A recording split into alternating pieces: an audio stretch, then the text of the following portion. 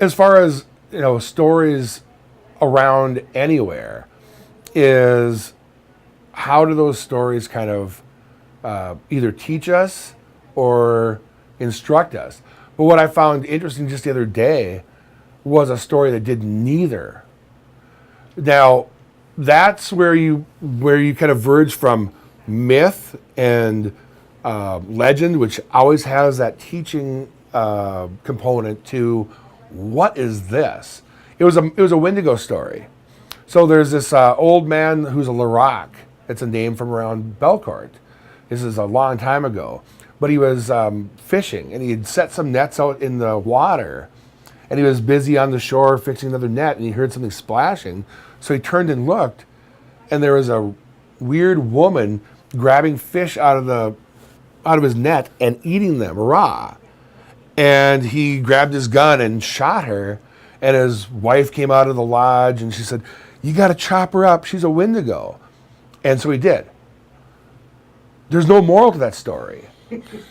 It's just a story about that thing, that evil creature.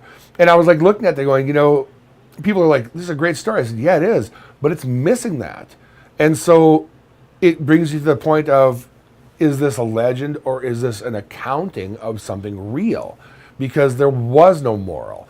And so I think that's the funny thing when you look at history or look at any kind of story, is there's that story arc.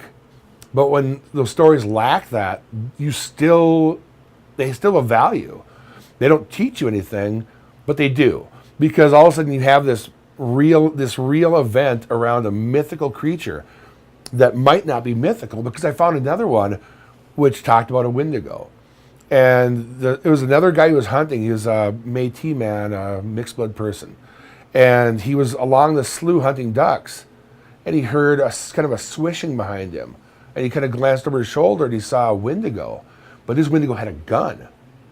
Well, the guy had this gun, so he just kept kind of walking, and he raised his gun to shoot a duck, turned around and shot the Wendigo, who got up and ran away. Now, is this Wendigo a monster, or was this an enemy that was going to kill him? It's those kind of things. It's like, well, it's an event. And so I think that those are kind of fun stories when I find those, because there is no logic.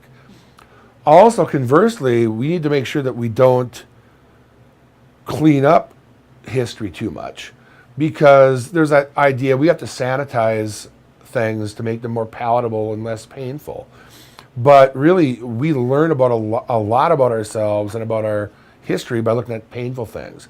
The Métis Rebellion in Canada in 1885, there were war crimes committed.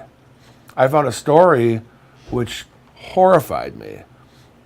There was a general who, when they defeated the Métis, he wrote an account about, we won, the men fled, and we took our war spoils. Every man who wanted a pony could have one, and they rode those ponies all night. He wasn't talking about ponies.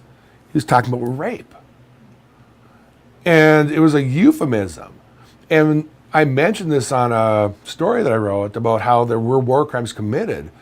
And people were like, "How can you say that?" I'm going, how can I not say that? If we don't bring that out, if we don't call that out, we're doing a disservice to those people who suffered. We're letting their memory be sanitized or whitewashed. But we can't do that, because the more we know about that, the more we talk about that, then we can start to heal. But if we hide those types of things in our history, it does nobody any good. And so I always have that moral dilemma. It's like, how do you do that in a gentle manner as best you can? But you have to do it, because it's never clean. But also, I'm trying to get the public to see these things too. So it's like, you have to make sure that it's publicly acceptable. So I do a lot of these stories like those posters. Is here's what we have, and again, there's no moral to that story. The moral is something you draw. And so when you read that story about the war crimes during the uprising in Canada, the moral is that this guy was a murderer, and the general was, or the major, I guess his name, Major Bolton. He was a murderer. He was a rapist, and he wrote a book about it. And he talked about it in that book with a cute euphemism. They were riding these ponies. It's like they weren't riding horses, and everybody knows that. There's a man was tortured and killed in that same campaign. And if you don't look at that, it's just like now.